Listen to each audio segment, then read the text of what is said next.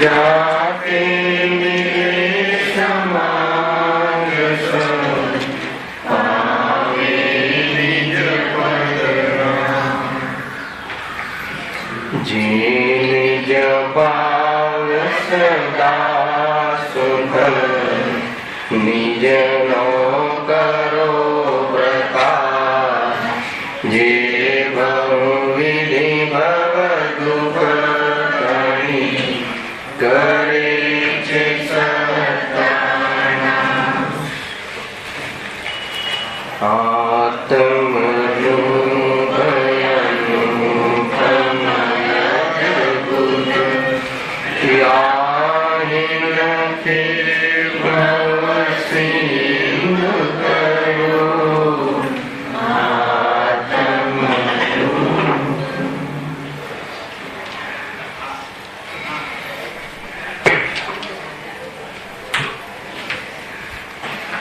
श्री मोक्षमार्ग प्रकाशक ग्रंथ से त्रीजा अधिकार पर अपनी स्वाध्याय चल रहे से पेज नंबर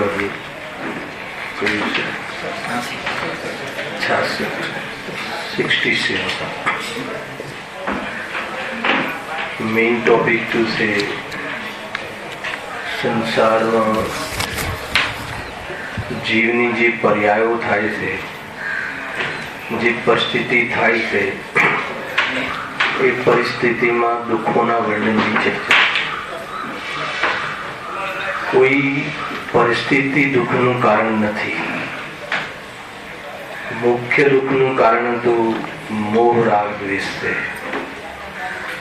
પોતાના સ્વરૂપને ભૂલીને પ્રદ્રવ્યમાં એકત્વ બુદ્ધિ આદિ જે મોહ છે એ જ મુખ્ય રૂપથી અથવા તો એકમાત્ર દુઃખનું કારણ કશાય છે, મોહ છે. પરંતુ પર્યાય અપેક્ષા એ દુઃખનું જે ટોપિક ચાલે છે તો જે પર્યાયોને જીવ સંસારમાં પ્રાપ્ત થાય છે એ પર્યાયોમાં દુઃખ કેવા પ્રકારનું હોય છે, મોહના કારણે જીવ ત્યાં દુઃખી થાય છે. એક પ્રકારથી એમ સમજી લો કે આપણને ધનમાં બહુ સુખ લાગે, ધન છીનવી લેવાથી ઘણું દુઃખ થાય. કેમ કે એમાં સુખ લાગે છે તો એવી જાતિની પરિસ્થિતિઓ વારંવાર આવે કે ભાઈ આપણું ધન વારંવાર છીનવાઈ જાય, વારંવાર નુકસાન થાય. એવી પરિસ્થિતિ જેમ કે આપણને દેહ પ્રત્યે બહુ જ એકત્વ બુદ્ધિ હોય, બહુ જ પોતાનું તીવ્ર હોય અને એને સંભાળવાનો રાગ વિશેષ હોય, આસક્તિ વિશેષ હોય અને કોઈ વારંવાર એ શરીર ઉપર પ્રહાર કરે, વારંવાર છીનવાઈ જાય તો કેવું દુઃખ થાય. એટલે જે એક તો એકત્વ બુદ્ધિ છે અને વારંવાર એ તરફમાં એના પ્રતિકૂળ પરિસ્થિતિઓ ઊભી થાય છે તો એ પરિસ્થિતિઓમાં જીવ બહુ દુઃખી થાય છે. ત્યાં આપણે નરકના અવસ્થાઓના દુઃખોનું વર્ણન વાળો ટોપિક ચાલે છે. કરીબ 2 પેરેગ્રાફ જેવું થઈ ગયું છે. તેમાં મૂળ વાત એ કહી કે નરકોમાં જીવ ઘણો દુઃખી હોય છે. કેમ દુઃખી હોય છે કે ત્યાં જ્ઞાનાદિક શક્તિ તો થોડી છે. સમજો, થોડુંક લઈ લઈએ આગળનું.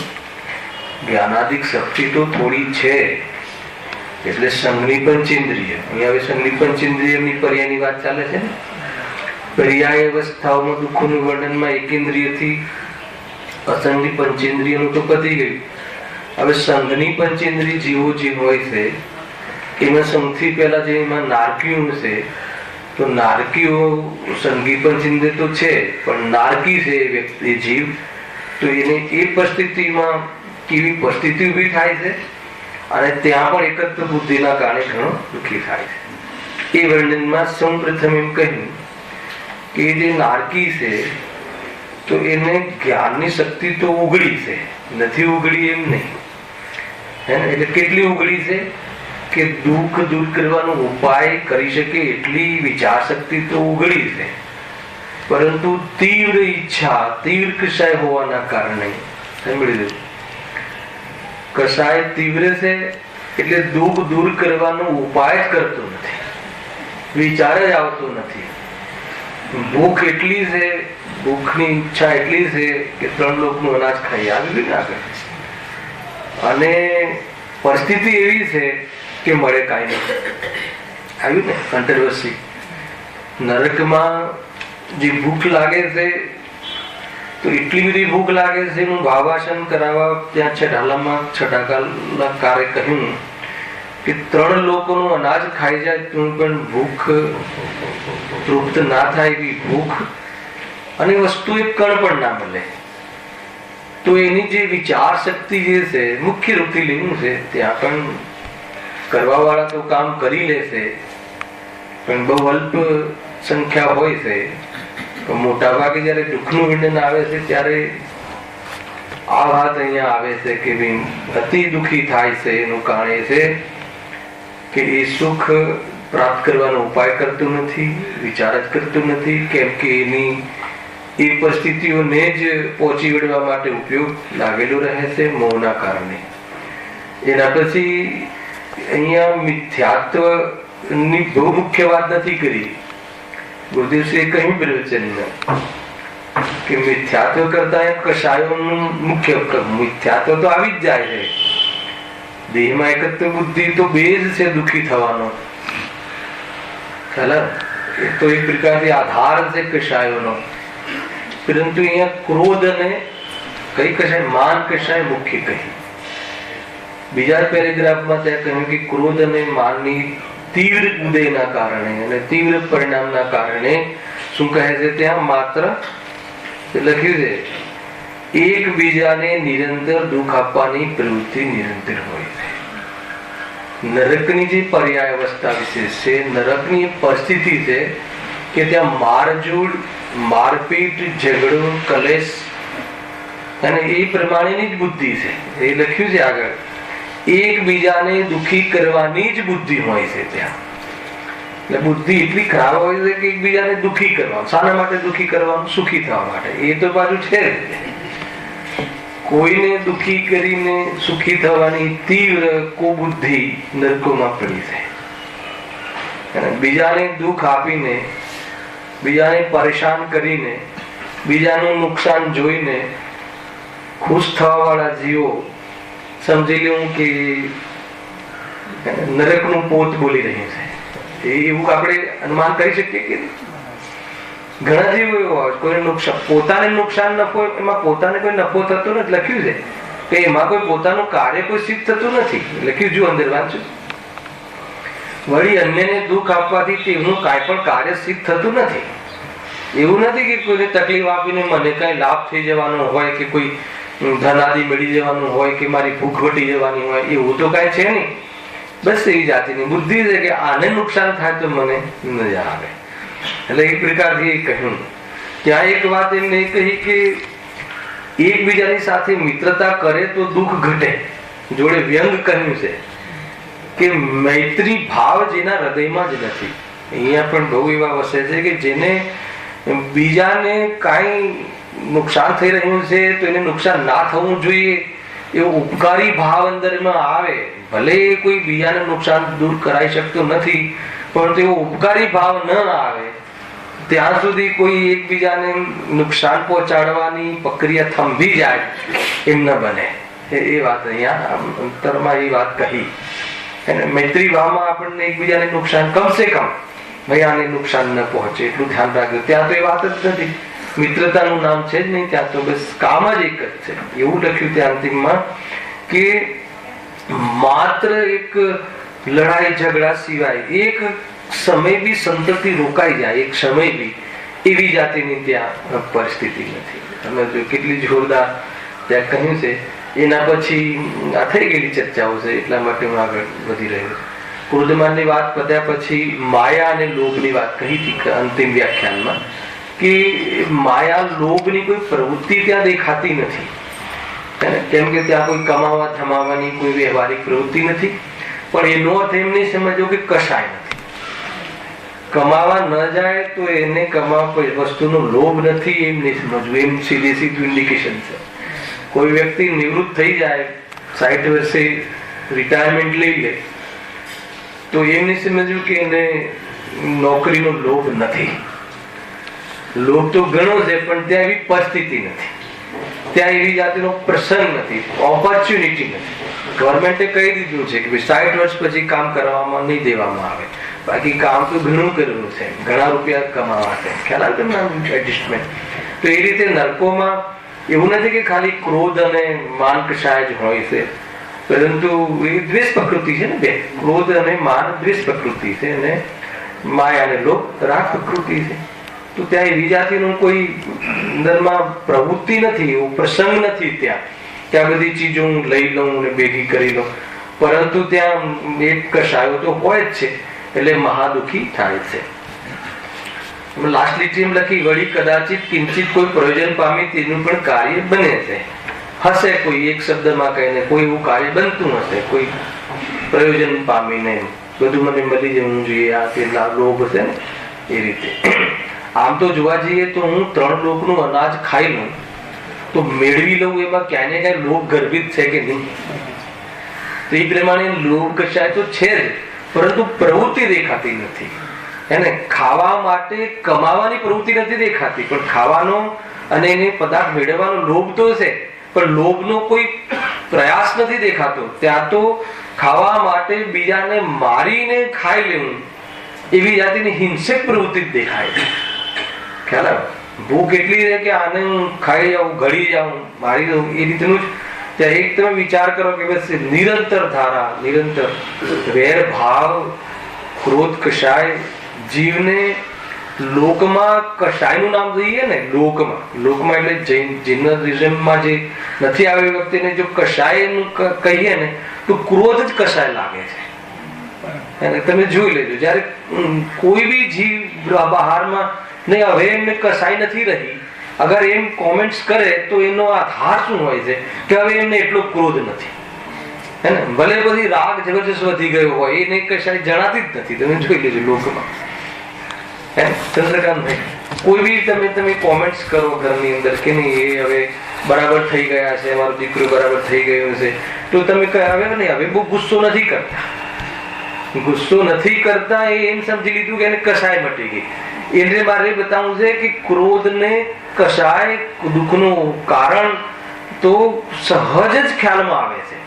બહુ ક્રોધી જીવ હોય તો પૂરું વાતાવરણ દૂષિત કરી નાખે, સ્વયં તો પરેશાન થઈ જ રહે, સ્વયં તો દુઃખી થાય, પણ જે આખો માહોલ છે, કોઈ પ્રસંગ હોય એ પ્રસંગમાં આખું વાતાવરણ એવું દૂષિત થઈ જાય છે કે બધા જીવો એને લઈને સંતાપને પ્રાપ્ત થાય. જોઈ લેજો, કોઈ એક કથન એવું કહી દે, કોઈ એક ઝપાઝપી થઈ જાય, તમારું જે પણ શુભ પ્રસંગ લખ્યો હોય પત્રિકામાં એ અશુભ થઈ જાય. ધાડ દે થાય છે કે નથી? એમ કોઈ થાળી ઉછાળે પંકજમાં તો શું થાય? હે ને? એ રીતે છે. અહીંયા નથી પીરસાયું. ક્રોધ કશાય એક એવી કશાય છે કે જ્યાં કોઈને પણ પસંદ નથી. રાગ તો પસંદ કરવા વાળા બહુ છે, પણ ક્રોધ કોઈ પસંદ કરતું નથી. અને ક્રોધનું ફળ નરક છે, અને નરકમાં કોઈ જવા તૈયાર નથી ને કોઈ રહેવા તૈયાર નથી. આજે એક આવી હતી ગાથામાં એક વાત યાદ છે કોઈને? અષ્ટપાઉરની ગાથા ચાલતી હતી ને, કુશીલનું સેવન નરકના કારણોમાં આપણે લાસ્ટ ટાઈમ એક પરિગ્રહ કર્યો હતો. ગુરુદેવ એક માંસ ઈંડા આદિ ખાય અને જેનું હિંસક જીવન છે, જેને એને એમ કહ્યું. અને આજે કુશીલનું જે સેવન કરે એવું રુદ્ર, એને 10 પૂર્વનું જ્ઞાન હોવા છતાં પણ એને નરકનું કારણ બને છે. જ્ઞાન એકલું જ્ઞાન કાર્યકારી નથી, એ ચાલે છે તમારે અહીંયા વિશે. 10 પૂર્વનું જ્ઞાન, 11 અંગ ને 10 પૂર્વ આવી ગયા ને, 14 પૂર્વમાંથી શું બાકી રહ્યું? જ્ઞાન. હે ને? પણ અંદરમાં હૃદય મિથ્યાત્વ, અંદરમાં એકત્વ જે છે એ ઢીલું ના પડે, અને અંદરમાં કુશીલનું સેવન કરે માત્ર. હે ને? એ જાતિના મતલબ બહારમાં ઇન્દ્રિયોના વિષયોમાં પુષ્કળ આસક્ત હોય. જ્ઞાન તો જબરજસ્ત હોય, પણ એ જ્ઞાન પરમાણુ બોમ્બ બનાવવા યુઝ કરે, વિનાશ કરી નાખે. ખ્યાલ આવે? એ જ્ઞાનની યુટિલિટીમાં કરે છે તો એ જ્ઞાન એને શું ઉપયોગી બને?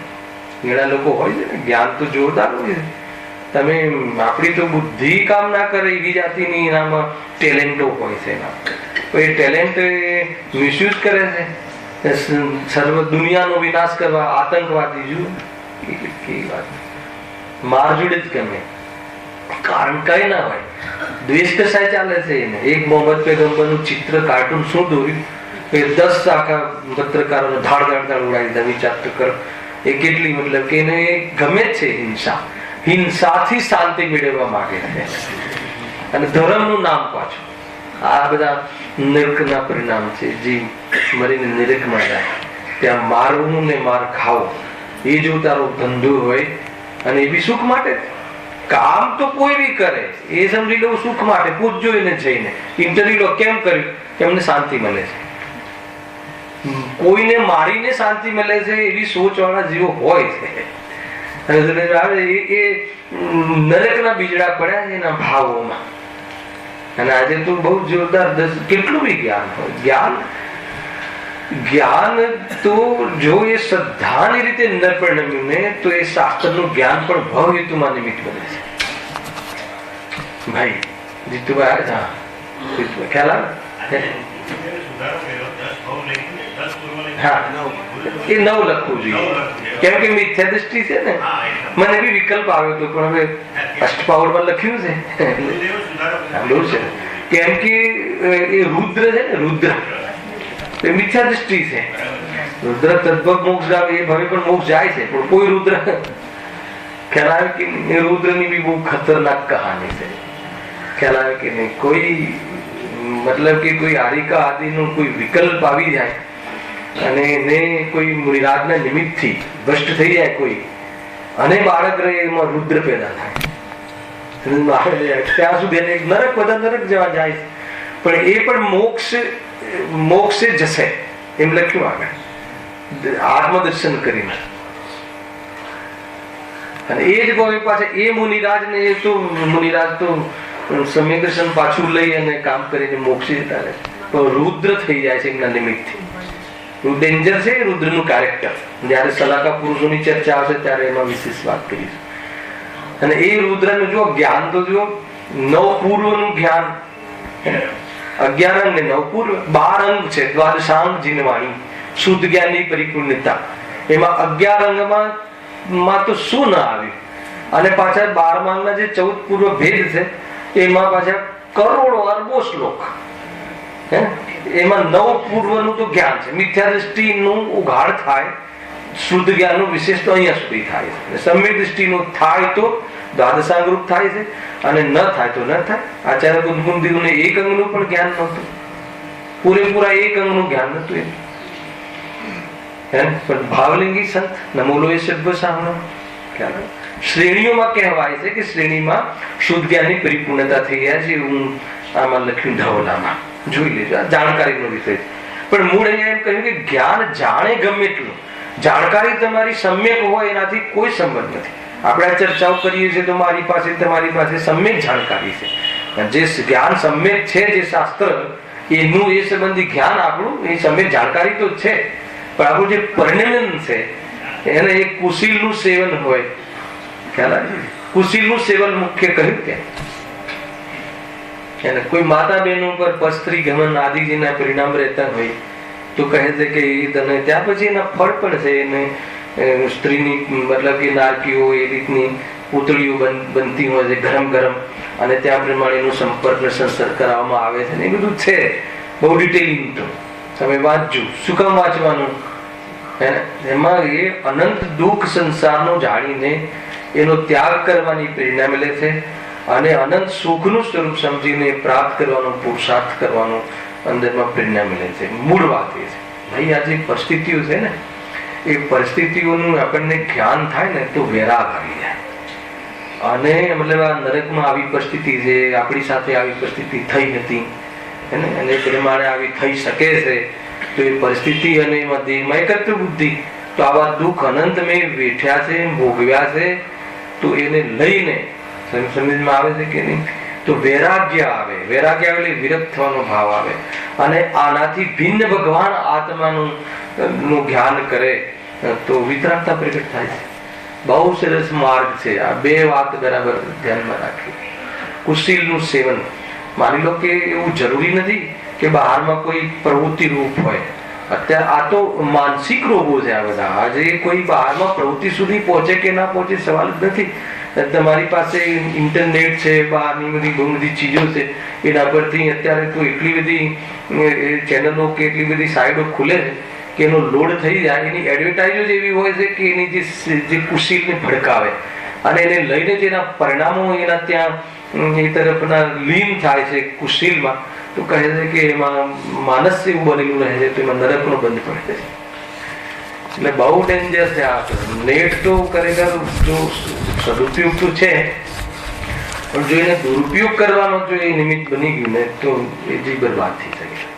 ખ્યાલ જ ના આવે એને, એને સેન્સમાં ના હોય તો બી તે ધાડ બધી એડવર્ટાઇઝો ખોલે ને સાઈડો ખોલે, અને બધી જે પ્રકાર કુશીલ અંદરમાં જે ભાવ છે અંદરમાં એવી જાતિનો ભાવ ભડકે છે, અને ભાવ ભડકે છે તો વિવેક ખોઈ બેસે છે, અને એને લઈને અહીંયા કહે છે કે ત્યાં એ પ્રમાણે એ છે. મૂળ તેમાં લખ્યું કે મોહ અને કષાય એ તરફમાં જરા પણ કોઈ પ્રોગ્રેસ ના થયો હોય ડાઉન થવામાં, હે ને, ઉપરથી એની પુષ્ટિ થતી હોય જ્ઞાનના માધ્યમથી, તો કહે છે કે એ જીવ નરકમાં જાય છે. એવી બધી વાતો ત્યાં બહુ સરસ હતું. મને બી એક એવું વિકલ્પ આવે કે અહીંયા 10 પૂર્વ કેમ લખ્યું છે, મિથ્યા દ્રષ્ટિ અગર એનો ઉઘાડ થાય વિશેષ તો 9 પૂર્વ સુધીનું જ્ઞાન થતું હોય છે. હા, તો એ પ્રમાણે આપણે અહીંયા જે અંતિમ વાત કરી હતી કે કષાય જે લોભ અને માયા, એ બે કષાયો ભલે ત્યાં કોઈ પ્રવૃત્તિ ના દેખાતી હોય, માયાચારી તો છે જ ને. અલગ પ્રકારના રૂપ ધારણ કરી લે ઓલાને લલચાવવા માટે, તે પ્રકારથી માયાચારી તો છે જ ને. પરંતુ કોઈ એવી જાતિની કોઈ વસ્તુ મેળવવાનો રાગ કે એવું નથી હોતું વિશેષ, પણ ત્યાં માર ખાવાનો ને મારવાનો વિશેષ ક્રોધ હોય છે, દ્વેષ બુદ્ધિ વિશેષ હોય છે.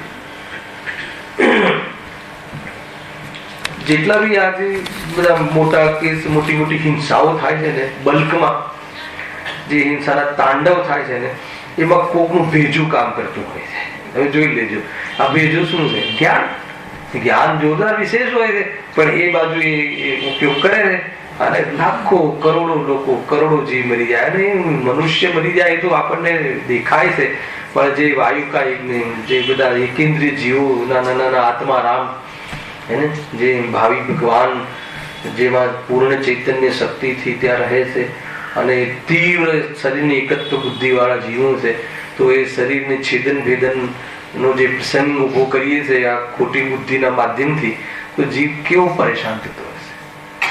ખ્યાલ? આ તો નરક કેવી રીતે પહોંચે છે એની વાત આ એક આજે એક વાત ખ્યાલમાં કે કુશીલનું સેવન એ નરકનું કારણ છે.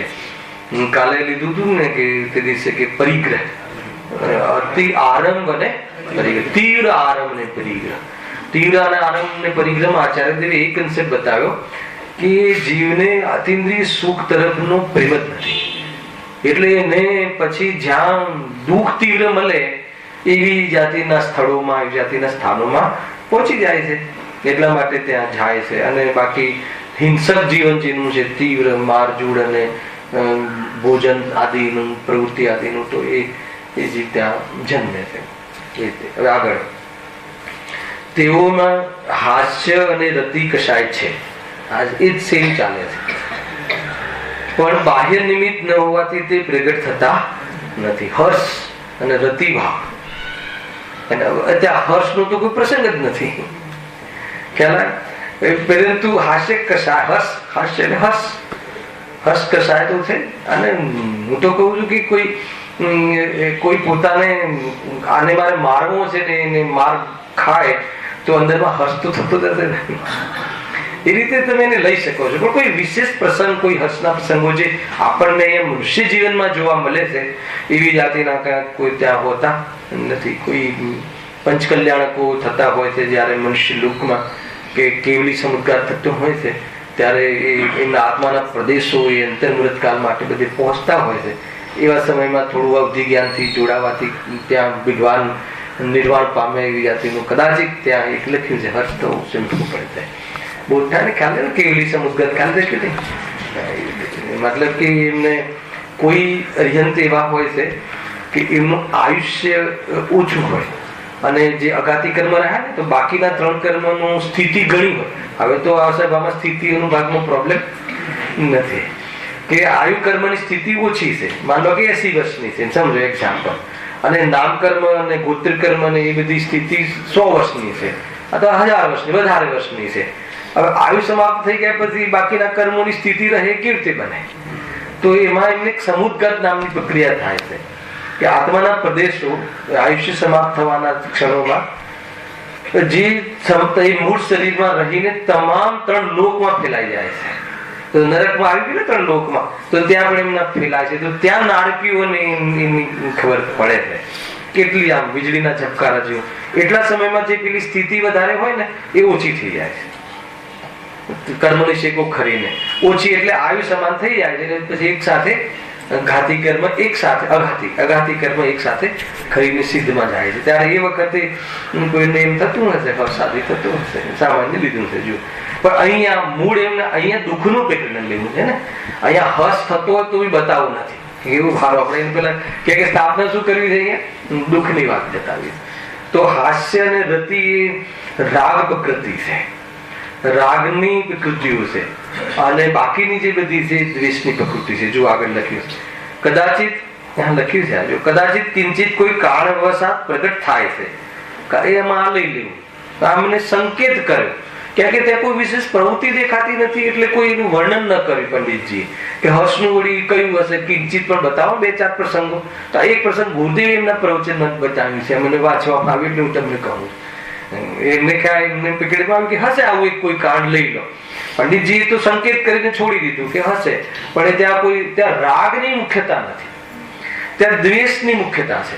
એટલે દ્વેષની જેટલી પ્રકૃતિઓ છે એનું કાર્ય ત્યાં દેખાય છે. તો દ્વેષમાં કેટલી પ્રકૃતિઓ ગર્ભિત થશે? 25 માંથી અથવા 4 અને 9 માંથી. પેટા ભેદમાં ના જઈએ તો 4 માં તો એક ક્રોધ અને માન, અને બીજી કઈ છે? જો આગળ લખ્યું છે 9 નૌકરશાહીના ભેદ કરો તો એમાં હર્ષ અને રતિ 2 રાગની છે, બાકીની શોક જુગુપ્સા જે છે એ અરતિ, એ બધું ત્યાં એ બધી દ્વેષ પ્રકૃતિ છે. અરતિ ભાવ જ રહે એને, તીવ્ર અરતિ. કોઈને જોવું ગમે જ નહીં એને, અરતિ ભાવ, એને કોઈ પ્રસન્નતા થાય નહીં. હવે ત્યાં આવતી 24 તીર્થંકરો પણ છે, તીર્થંકર પણ છે કે નહીં? મહાન પુરુષો છે, રાવણ ને લક્ષ્મણ જેવા મહાપુરુષો પણ ત્યાં પહોંચેલા છે કે બધા ભાવિ મોક્ષ તો કમ્પલસરી છે, એમને જવાના જ છે. એકવાર સમ્યક થઈ ગયેલું જ છે. લોકોને સલાકા પુરુષમાં જન્મેલા અર્ધનારાયણ ને નારાયણ ને જે બી સલાકા પુરુષો ચક્રવર્તી પદ વગર સમ્યક વગરનું જે શુભ ભાવમાં એ તાકાત નથી કે આ પદ મળે. પણ સમ્યક દર્શન સહિતના જે શુભ ભાવ છે એ શુભ ભાવમાં આવા પદોનું ફળ મળતું હોય છે. પછી સમ્યક દર્શન વમી ગયું ને પછી જે બી કલાપ કર્યો ને જે બી કર્યું એ કર્યું, એને કાળસ્થાન કર્યા ને પછી પહોંચી ગયા. પણ એ જીવો ત્યાં છે હાલ. તો ખ્યાલ નહીં આવતો હોય નારકીને કે આ શ્રેણીક રાજાનો જીવ છે અને ભાવિ તીર્થંકર છે, અને જીવને અધિજ્ઞાન જોડે તો એ પણ ખ્યાલ આવે કે આ તીર્થંકર આમના સંવર્ષણમાં હું પણ જવાનો છું અને મને પણ ત્યાં સમ્યક દર્શન થવાનું છે. માની લો કદાચ થાય, પણ ત્યાં તો બી એમના પર પ્રેમ નથી આવતો. મારે એ બતાવવું છે. ત્યાં ચાલો આવી જાવ લાઈનમાં જોડવા માટે. વાત એક ગજબનો દ્વેષ પ્રકૃતિ માથે એટલી ચડેલી હોય છે કે વિવેક નથી હોતો. જયારે દ્વેષ ચડી જાય એટલે અહીંયા પણ જયારે માથે ક્રોધ ચડી જાય ને તો સામે પિતા છે કે સામે ગુરુ છે ને એવો વિવેક નથી રહેતો. આપણને ગુરુએ આ શીખવાડ્યું છે અને એ એમના પ્રત્યે અભાવ નથી રહેતો. જયારે દ્વેષ ચડી જાય ત્યારે વાત ખતમ બધે.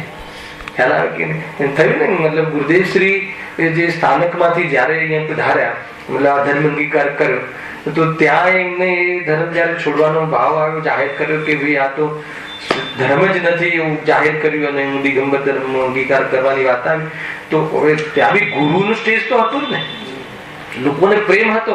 પણ જયારે પ્રેમ પછી ધીરે ધીરે દ્વેષમાં બદલાઈ ગયો ને, શરૂઆતમાં તો બહુ મતલબ પ્રલોભન આપ્યા, લોભ આપ્યો કે તમને અમે બધા ગુરુ માનીએ જ છે, આમ છે તેમ છે, તમે ભલે અંદર ખાને શાસ્ત્ર વાંચજો પરંતુ અહીંયા રહો, બધું જ મતલબ.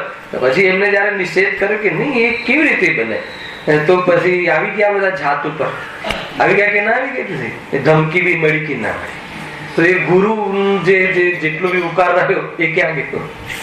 તો ઇતિહાસ ગવાહ. આપણે આપણા જીવનથી જ જુઓ, ગુરુ જેવા વ્યક્તિને પણ આ દ્વેષ છોડતો નથી. તો પછી ત્યાં તીર્થંકર જે પરમ ગુરુ છે, ભાવી ફિક્સ છે, અને ખ્યાલ છે નારકીઓને, તો પણ પ્રેમની વાત નથી. બસ એ દ્વેષનું સ્વરૂપ એવું છે. અરતિભાવ. આપણને અહીંયા સામાન્ય કોઈ બાળક, આપણું બાળક ધ્રુવ અહીંયા first class white and white કપડા પહેરીને ડિસિપ્લિનમાં બેસે તો આમ સ્નેહ ઉપજી આવે કે ભગવાન બનવાની પુરુષાર્થ કરે. હવે એની શું ક્ષમતા છે ને શું વિચારે છે પછીની વાત. તો એવો સ્નેહ ત્યાં તીર્થંકરોના જીવને જોઈને નથી આવતો, ના આવે પ્રેમ. બસ એક જાતિની બુદ્ધિ, ખૂબ બુદ્ધિ છે ને, બસ એક જ વાત, ભલો જીવ તીવ્ર કશાયોમાં ભાન ભૂલી જાય છે કે આ મારો ઉપકારી છે અથવા મારે નિમિત્ત તરીકે ઉપકારી હતો, એવો ભાવ નથી રહેતો. કોઈ બી કાર્યકાર સ્થાન કરી લે. વિચાર કરજો આ બધો. તો શું વિચાર કરવાનો?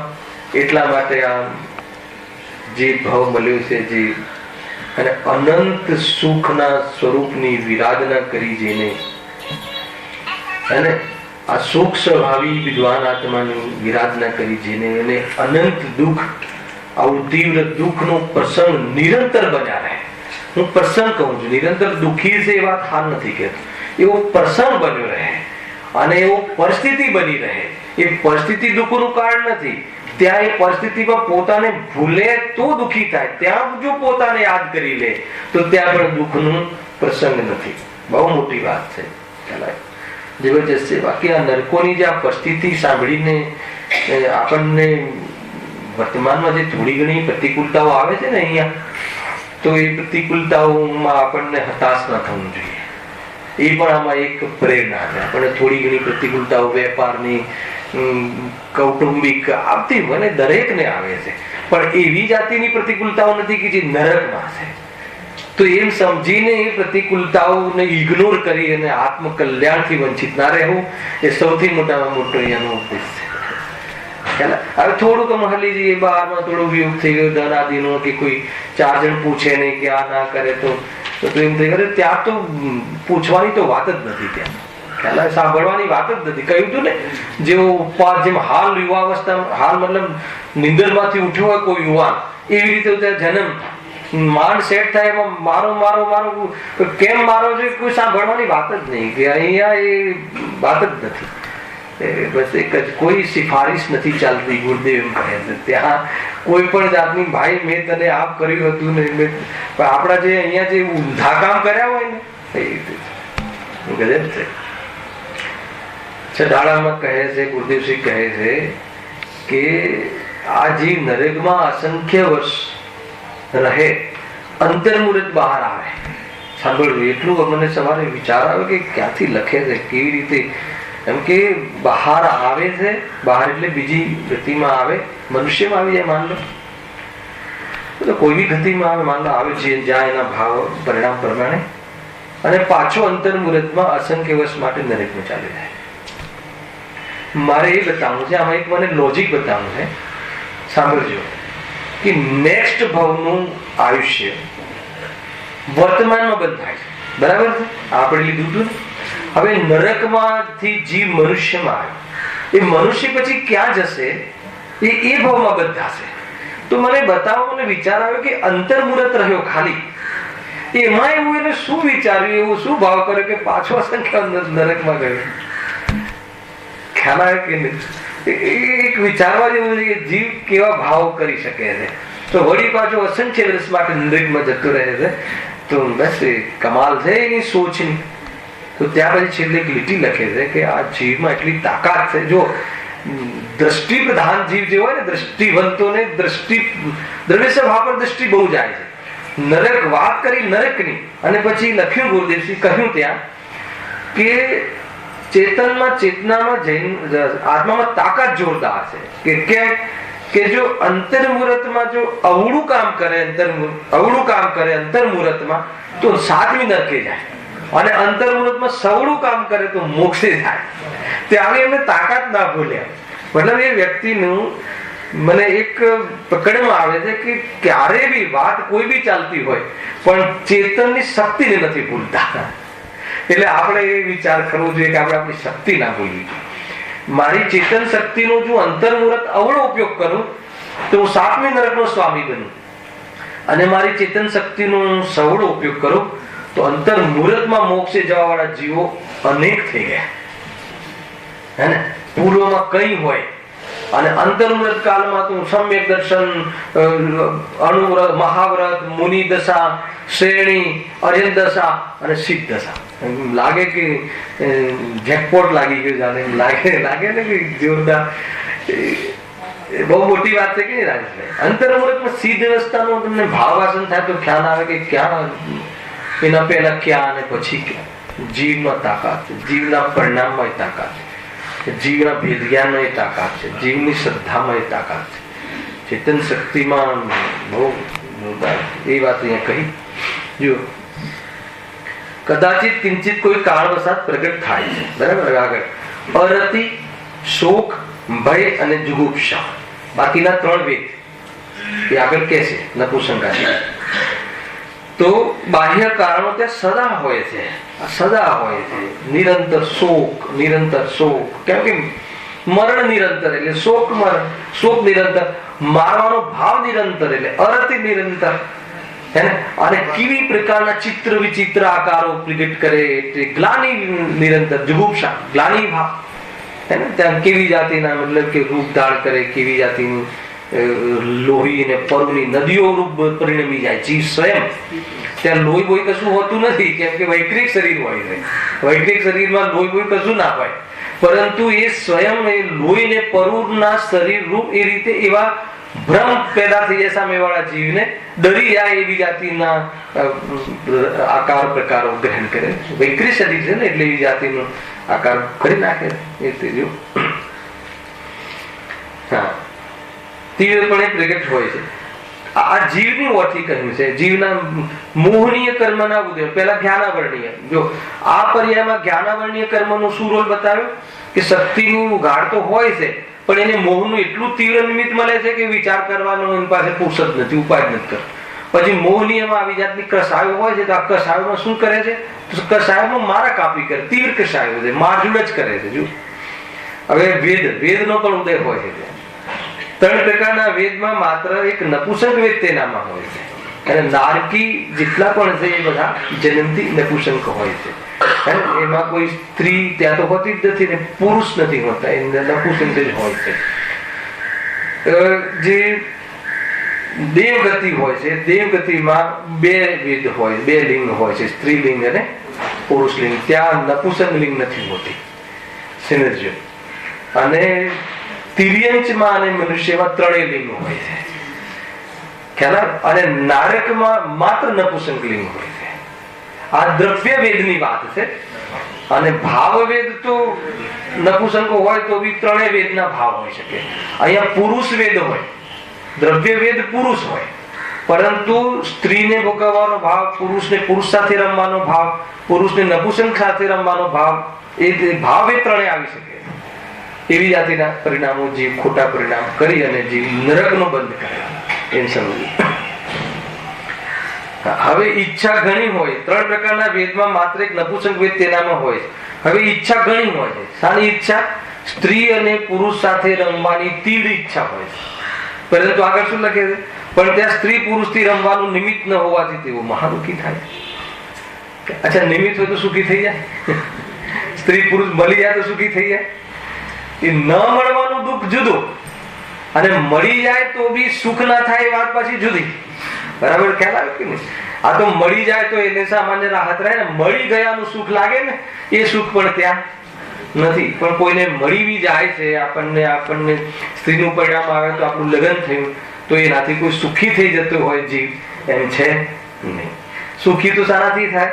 માત્ર એક સ્વરૂપમાં જવાથી. સ્વરૂપમાં ગયા વગર જીવ કેટલી પણ કસાયની મનતામાં ભલે બ્રહ્મચારી થઈને રહે, કાં તો કશાની તીવ્રતામાં એ ઘણા ભોગવવા રહે, પરંતુ એ સુખી થતો નથી. એકમાત્ર ચૈતન્ય સ્વરૂપ મનુષ્ય ભાવમાં એ આપણને ચાન્સ મળ્યો છે. જુઓ,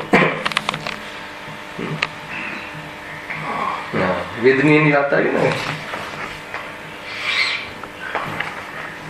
એ પ્રમાણે કસાયો વડે તેઓ મહાદુખી છે. એક લીટીમાં સમજી, કોણ? કસાયો વડે ત્યાં મહાદુખી છે, તીવ્ર દુખી છે. ત્યાં એકલી કસાય કસાય કસાય કસાય. જુઓ, એક વાત મને અહીંયા ખ્યાલમાં આવે છે કે નરકની અંદર ધારાવાહી આ કાર્ય ચાલે છે. ધારાવાહી, એમાં કોઈ સંતતિ અટકતી નથી. બસ મારઝૂડ, કાપાકાપી, મારપીટ, એક જ વાત. અને અશાંત વાતાવરણ, જેને દુનિયાની દ્રષ્ટિએ ત્યાં દેખીતું પણ અશાંત વાતાવરણ હોય છે. તો આમાંથી પ્રેરણા મળે છે કે જે મનુષ્ય ભાવ મળ્યો છે ને, એક એ કહી શકાય કે આપણે અનંતવાર અહીંયા જઈ આવ્યા, પરંતુ આ મનુષ્ય ભાવ મળ્યો તો એ બધું ભૂલી ગયા. આ લખ્યું, ભૂલી ગયા. ત્યાં તો વિચાર્યું હશે એક વાર તો કે મનુષ્ય ભાવ મળે તો હવે મોક્ષે જવું, પણ અહીં આવીને ભૂલી જાય છે. કેમ ખબર છે કે મનુષ્ય ભાવ એક છલિયા છે, એકદમ અલગ ટાઈપની પર્યાય છે. એમાં જીવ ભોળવાઈ જાય છે અને એમાં ઉદયો એટલા જોરદાર બદલાતા રહે છે ને. અહીંયા તો ઉદય એક જ પ્રકાર, દાળ દાળ દાળ દાળ તીવ્રમન થતો હશે, કરડાનો યુગની અપેક્ષા છે એટલે પ્રપોઝ નહીં, પરંતુ મનુષ્ય ભાવ જેવું નથી થતું. ત્યાં મનુષ્ય ભાવમાં એટલું વૈચિત્ર્ય પણ, ચાર ગતિમાં મનુષ્ય જીવન એ મનુષ્ય ભાવ એવો છે, મનુષ્ય ગતિ એવી છે કે ત્યાં કાંઈ પણ થઈ શકે છે. કાંઈ પણ થઈ શકે છે એટલે કે બહુ વિચિત્રતા આવી શકે કે સવારે તો આમ કરોડપતિ હોય ને રાત્રે મતલબ કે અને મોરબીમાં થયું ને કે ચાર ચાર રસોઈયા ફરતા હોય ઘરની અંદર, બીજા દિવસે તો રોડ મતલબ કે બ્રેડની લાઈનમાં ઉભું મળે શેઠીઓ. એટલે એટલી બધી વિચિત્રતા અહીંયા જોવા મળે છે ને કે વેરાગ આવી જાય. અહીંયા વેરાગ આવવાના ઘણા ચાન્સ છે. એક પ્રકારથી અનેક પ્રકારની વિચિત્રતાઓ, રામ ત્યાં બીજા દિવસે ત્યાં જવાનું, જંગલમાં જવાનું, કાંઈ ને કાંઈ પલટાઈ જાય, કોઈનું કોઈ પલટાઈ જાય, ધોખાધડી વિશેષ થતી હોય છે હે ને. પાર્ટનર, સગા ભાઈ બહેન વચ્ચે ધોખા, પતિ પત્ની વચ્ચે ધોખા, બેઈમાની, બધું ચાલુ જ હોય છે. જીવને તરત વેરાગ આવી જાય, કરે રે અહીંયા ક્યાં ફસાય છે, આવે કે ના આવે અહીંયા છે. એના પરથી મને એક લોજિક એ ખ્યાલ આવી દીધું હોય કે જે સંયમ છે ને, સંયમ જે ઉત્કૃષ્ટ સંયમ જે છે ને મનુષ્ય જીવનમાં હોય છે. અને સંયમ મોક્ષનું કારણ છે. મુનિ અવસ્થા સંયમની પ્રચુરતા હોય છે. એક દેશ સંયમ તો કદાચ તિર્યંજ ગતિમાં પણ જોવા મળે છે. દેવ ગતિમાં ગમે એટલી અનુકૂળતા હોય પણ સંયમનો ભાવ નથી. નરક ગતિમાં વિશ્વમાં સૌથી વધારે પ્રતિકૂળતા છે, પરંતુ સંયમનો ભાવ નથી આવતો. ચોથા ગુણ સ્થાનથી ઉપર જીવ જતું નથી. પરંતુ મનુષ્યમાં એવી વિચિત્રતા આવે છે, એક વખત તો આમ ને એક વખત તો આમ, તો એને વૈરાગ્ય આવીને સંયમ લેવાનો ભાવ જલ્દી આવી જાય. ખ્યાલ આવે ને? તો એટલા માટે મનુષ્ય જીવન, મનુષ્ય ગતિમાં જીવને મોક્ષનું પ્રારંભ ચારે ગતિમાં થાય છે, પણ મોક્ષ મળી જાય એવી જાતિની અવસ્થા માત્ર મનુષ્યમાં મુનિ દશા છે. મુનિ વગર મોક્ષ નથી કહે છે, એ છે સાક્ષાત કારણ છે મુનિ દશા. એટલું વૈરાગ આવી જાય એ છે. એટલા માટે આ મનુષ્ય જીવન જવા દેવા જેવું નથી ભાઈ. એ મેં કેમ કહ્યું, ઘણી વખત જીવ આમ નિવૃત્તિ લઈ લે છે, નથી લેતો એમ નહીં. ઘણી વાર એમ થાય કે આ બધી ઝંઝટો છે, આ બધું શું છે લોકની અંદર, આટલું બધું કર્યું છતાં પણ કોણ આપણું માને છે, છોકરાઓ છોકરાની મરજીથી કરે છે, તો નિવૃત્તિ લઈ લે. એ રીતે પણ નિવૃત્તિ લઈ લે, નથી લેતો એમ નહીં. પણ નિવૃત્તિ લઈને પછી એ પ્રવૃત્તિ શું કરે છે, તો કોઈ સમાજ સેવામાં જોડાઈ જાય છે, કોઈ બહારના લૌકિક કાર્યોમાં જોડાઈ જાય છે, કોઈ સેવાઓના કાર્યોમાં જોડાઈ જાય છે બહારમાં. એ પરંતુ આ કામ નથી કરતા. જોવામાં આવે છે બહુ, મતલબ કે બહારના જે પ્રભાવના, બાહ્ય પ્રભાવનામાં જે અહીંયા શિબિરો લગાવડાવે ને અહીંયા કરાવડાવે ને, પણ શિબિરના એક ક્લાસ એટેન્ડ ના કરે. જોયેલું છે ને રાજુ. મતલબ પૈસા પોતાના ખર્ચે શિબિર પોતે લગાવડાવે અને શિબિરમાં એટેન્ડ ના કરે. હાલ આવ્યો કે નહીં તો કે આત્મકલ્યાણ નહીં થાય. ના ના આટલું સરસ કાર્ય કરે, કોઈ તો પામશે, કોઈ તો ભગવાન બનશે, તને શું બનશે? આ એક મેન્ટાલિટી જોજો નહીં. પોતે કોરો ને કોરો રહેશે એટલે કેવલી આગળ પણ કોરો ને કોરો કહે. આવું એક છે ને ઉદાહરણ આપણે આજકાલ ભર્થુહરીનું ઉદાહરણ મળે છે. ભર્થુહરી અને સુખચંદ્ર બે રાજકુમાર હોય છે. તો ગ્રસ્ત જીવનમાં વૈરાગ્ય આવવાનું કારણ બી તમને બતાવી દઉં. આપણે વિશે બીજો પણ બતાવી દઉં, બહુ જોરદાર છે. કે એના જે પિતા હોય છે ને એની બીજી પત્ની બી હોય છે, રાણી હોય છે. ત્યાં તો રાણીઓ તો ઘણી હોય ને, તો એ રાણીનો પુત્ર જે હોય છે બીજી રાણીનો, એના પર બહુ આસક્ત હોય છે રાજા. અને આ બે જન્મથી કર્મ જ હોય છે જોરદાર, મતલબ બાહુબલ ને બુદ્ધિ બી જબરજસ્ત વિકાસ વિકસિત ને હોય. અને ઓલો જે છોકરો હોય છે એને થોડુંક આમની કમ્પેરમાં બરાબર નથી હોતો, એટલો હોશિયાર નથી હોતો. તો એ રાજાને એમ થાય છે કે એની બધી ઘટનાઓ બી બતાવી છે ત્યાં કે આ ઘટના જયારે એના એ દીકરા ઉપર તકલીફ આવે તો આ બે દૂર કરે છે તકલીફને, એટલી બધી એની બતાવે છે પરિસ્થિતિ. પછી શું થાય છે કે રાજાને જો વિચાર કેવો આવે છે, કેવો નામનો ઉદય કેવો ને વિચાર કેવો એમાં બચાવે છે ઉપરથી બે ભાઈ, એના કઝિન જે મતલબ સ્ટેપ મધરના ભાઈને બચાવે છે, એને છોડાવે છે અને દુઃખોથી રહિત કરે છે બહારના પોષણોમાં. તો રાજાને એમ વિચાર આવે છે કે બે આટલા બલવાન છે તો આ બેન હશે ત્યાં સુધી મારો દીકરો રાજા નહીં બની શકે. વિચાર કેવો ઉલટો આવે છે. ઉપકારની વાત તો આવી શકે છે. મનુષ્ય જીવનમાં વૈરાગ્યના બહુ પ્રસંગો બનતા હોય. તો પછી એનો જે મેઇન જે મંત્રી હોય છે અથવા જે સેનાપતિ હોય છે એને કહે છે કે આ બે છોકરાઓ તું લઈ જા અને જંગલમાં જઈને એને શૂટ કરી દે, મારી નાખે પોતાના દીકરાઓને. એટલે સેનાપતિ કહે છે કે આવું કામ મારાથી નહીં થાય, પણ આ તો ઓર્ડર, બાય લો ઓર્ડર, અને તમારે શૂટ એન્ડ સાઇન ઓર્ડર. તો પછી ત્યાં લઈ જાય છે જંગલમાં. અને સેનાપતિ એને કહે છે કે જો તારા પપ્પાએ તારા બાપાએ મને મારવાનું કહ્યું છે, એટલે તમારો જીવ ચાલતો નથી કે તમે અહીંયાથી એવા દૂર જતા રહો. ખ્યાલ આવે કે નહીં? તો એ રીતે એનાથી જીવ નથી ચાલતો એ સેનાપતિથી. તો એ બે છોકરાઓ પછી કહે છે કે એમને વૈરાગ આવી જાય છે આ ભાવથી કે એક પિતા મારવા તૈયાર થાય છે, એક પુત્ર મારવા તૈયાર થાય છે. ઘણા પ્રસંગો સાંભળ્યા છે ને આપણે સૈનિક આદિમાં કે મારવા આવો ભાવ આવી શકે છે. એ તમને શું કામ તમારા ઘરે આવ્યો છે તમને થોડી ખબર છે. તમને સહાયક થવા માટે આવ્યો છે કે તમારી તિજોરી ખાલી કરીને પરેશાન કરવા આવ્યો છે કે તમારા પૂર્વક સાંજનો વિષય છે ને આપણો પૂર્વ કર્મનું પૂરું સંતુલન બેલેન્સ કરવા આવ્યો છે આપણને થોડી ખબર છે. એક જ આ જે માટે બી આવ્યો હોય મને સ્પર્શી શકતું નથી, મને અડી શકતો નથી, હું જે છું એને કોઈ નુકસાન પહોંચાડી શકતો નથી. એવા ચૈતન્ય દેવને નિહાળ્યા વગર આ જીવ સુખની એક ક્ષણ નિહાળી શકે એ વાતમાં દમ નથી. આ વાત બરાબર ધ્યાનમાં રાખજો. પણ ત્યાં શું થાય છે કે બે ભાઈ જંગલમાંથી આગળ જાય છે તો બે હોય છે તો બુદ્ધિમાં તેજ હોય છે, બુદ્ધિના ધારી હોય છે, તો કે પોતપોતાની રીતે હવે કરીએ કાંઈ બી. તો સુખચંદ્ર જે જીવ છે, સુખચંદ્રનો જે જીવ છે એ બાળક બહુ જ મતલબ વૈરાગી હોય છે જીવનમાં. તો એ મુનિરાજોના સંગોમાં જઈને દીક્ષા લઈને એમાં આગળ વધે. સાંભળજો. અને આ જે છે ને આ થોડુંક આમ ટેકનિકલ પર્સન હોય છે આપણી અત્યારની ભાષામાં. તો એને થોડુંક એ તંત્ર મંત્ર વિદ્યાઓ એવા બાવાઓમાં ઘૂસી જાય છે. તો એને એમ કે હું એવી કોઈ વસ્તુ શોધું કે જેથી પરમેનન્ટ સુખી થઈ જાવ. સાંભળજો. તો આ એવી વિદ્યા ટૂંકાવું છું શોર્ટકટમાં તો એવી વિદ્યા પ્રાપ્ત કરી લે છે કે એવું કેમિકલ બનાવી દે છે કે એને જેના પર છાંટીએ તો એ સોનું બની જાય. તો એ વાવા એનું જે સુખચંદ્ર ત્યાં નિરાજ નગ્ન દિગંબર એને જોરદાર વિતરાગી આનંદ કરતા હોય છે. તો આના બે ચાર બાવાઓ એમને જોયા તો આવીને આને કહે છે કે જે તમારો જે સંસારનો જે ભાઈ હતા એમને તો કપડાય નથી ને તો દુઃખી છે ને આમ છે તેમ છે ને તેવું જ લાગે ને. તો એ કહે છે કે એના માટે વિચારવું જોઈએ. તો કે હા જરૂર. તો એને જે બી બનાવ્યો છે 1 લીટર તો એનું અડધું કેમિકલ એને આપે છે અને જાય છે બાવાને આપે છે ને કે તું જા અને ભાઈને આપજે ને કે આનાથી સોનું થાય અને એનાથી તું તારું જીવન વિતાવ.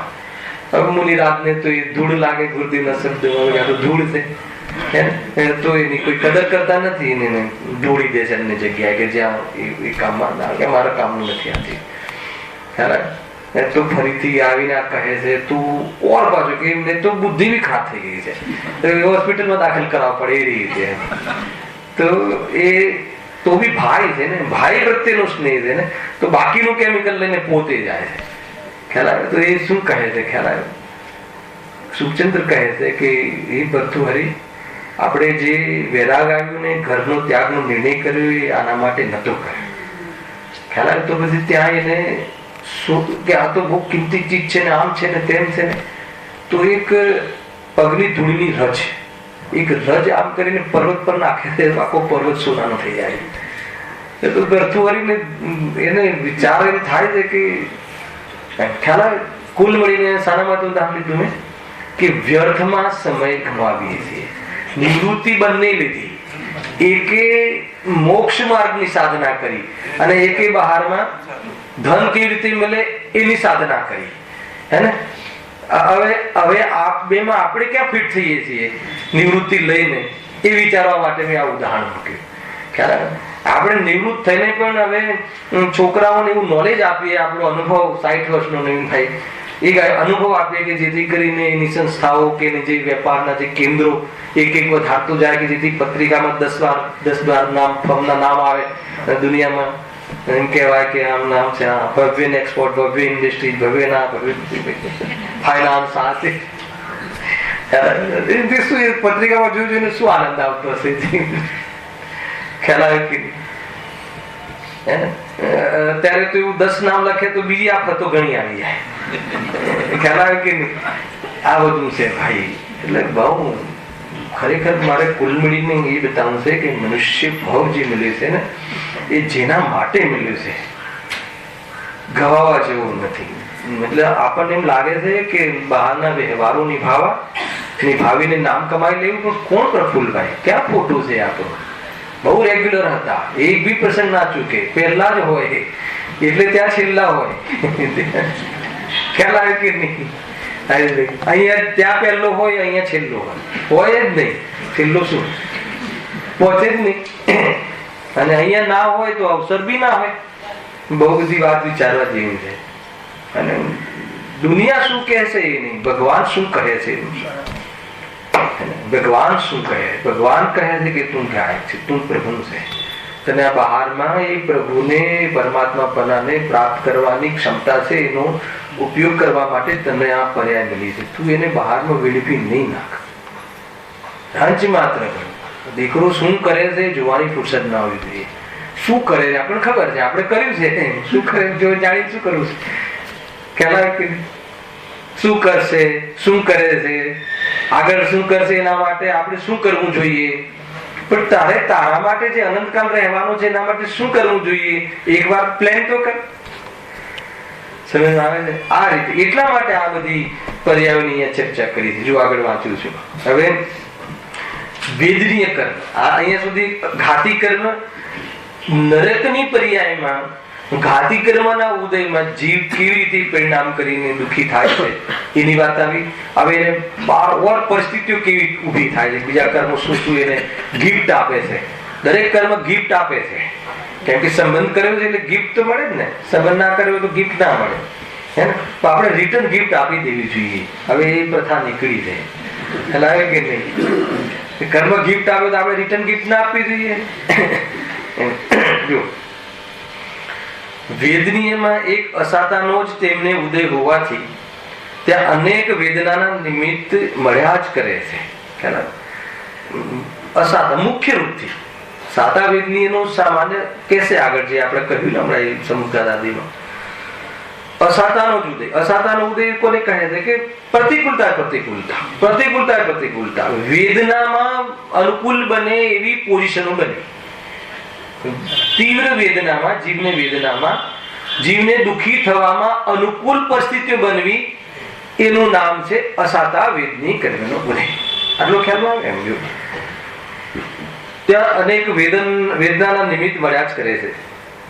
શરીરમાં કોઢ, કાસ અને ખાંસી આદિ અનેક રોગ યુગપદ હોય છે. ખ્યાલ? આજે બધા રોગ કહ્યા ને, આ તો ઔદારિક શરીરના રોગો છે, પરંતુ ત્યાં પણ એક સાથે આવા રોગ હોય છે. ભૂખ તરફ આ બધું થઈ ગયેલું છે, હું વાંચી લઉં છું. ભૂખ તરસ તો તેમને એવી તીવ્ર હોય છે કે સર્વનું ભક્ષણ પાન કરવા તેવું ઈચ્છે છે, હે ને? એટલે આ જે ભૂખ લાગવી ને, ભૂખ લાગવી એ દોષ છે કે ગુણ છે? અને ભૂખ ના લાગે તો ડોક્ટર પાસે નહીં જતા ક્યારે? આપણે ભૂખ ના ઉગડે તો આપણે શું કરીએ? ડોક્ટર પાસે સ્પેશિયલ જઈએ, મને ભૂખ નથી લાગતી, ભૂખ લાગે એવું કર. અહીંયા કહે છે કે ભૂખ લાગવી એ દોષ છે. ખ્યાલ? ક્ષુધા દોષ છે, ક્ષુધા રોગ છે. અને એ રોગ કેમ થયો એ ખબર છે? કેમ થયો? કે પૂર્વ કર્મમાં આવી ક્ષુધા, મને આવી ક્ષુધા, આની પીડા સહન નથી થતી. અને પીડા, જો ભૂખ જે લાગવી એ પૂર્વમાં જે પરિણામ કર્યા છે ને, એના કારણે અહીંયા એવી જાતિની ક્ષુધાના પરિણામ થાય છે. એમાં ઘાતી કર્મનું નિમિત્ત બન્યું છે. અને બહારમાં ખોરાક ના મળવો ને, એ અઘાતી કર્મમાં પાપ કર્મનો, અસાતા કર્મનો ઉદય છે. ભૂખ લાગે છે અને ભોજન નથી મળતું, એ અસાતા કર્મનો ઉદય છે. અને ભૂખ લાગે છે એમાં વાસ્તવમાં મોહનીય કર્મના ઉદયમાં ભૂખ લાગે છે.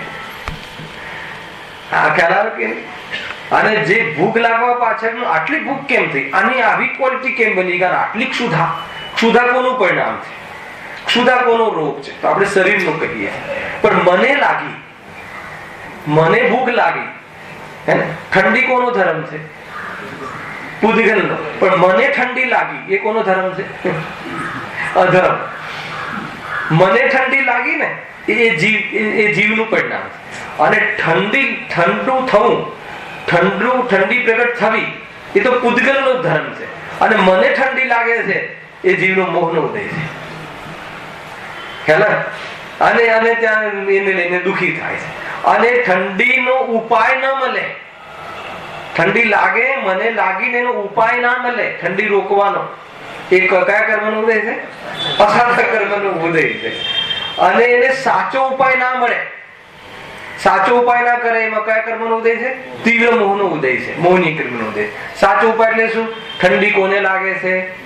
આત્માને તો લાગતું જ નથી. એવી જાતિનું ભેદ જ્ઞાન ન કરી શકે, ભેદ જ્ઞાનની શક્તિ હોવા છતાં ન કરી શકે, એ મોહનો ઉદય.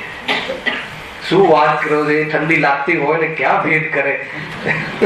જીવને આ બહુ વિકલ્પ આવે છે. એ પ્રમાણેની ચર્ચા છે. કાલે આ વેદની ચર્ચા આપણે આગળ, સુંદર ચર્ચા છે, મતલબ વૈરાગ્ય આવી આવી ચર્ચા છે. અને એના પછી તિર્યંજ ગતિની પણ ચર્ચા છે. સહજાનંદી સુખ